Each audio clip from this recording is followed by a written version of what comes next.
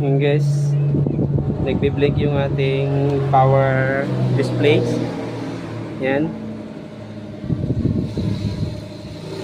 Bilangan natin. 1, 2, 1, 2, 3, 1, 2, 1, 2, 3. So, ibig sabihin si CH23 ang ating error. Kasi dapat yan guys, yung kanyang ilaw ay parang tutubi. Yung nagkukurap lang siya. Ganun dapat pag umaandar guys. So, ito yung ating hindi pa siya naglalabas ng kanyang error. So, nagpalit tayo ng sensor. So, yan.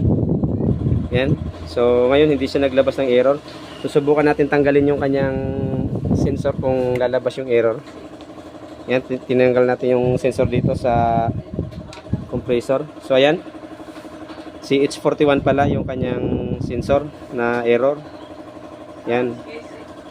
So, yung kinabit natin na 6K, pero nakalagay dito 10K, hindi siya umubra. So, try natin yung isa. So ayan guys, kinabit natin yung isang sensor. Yung 15K na nakalagay, pero sa tester natin is ano lang, 11K. So ayan. 1, 2, 1, 2, 3. 1, 2, 1, 2, 3.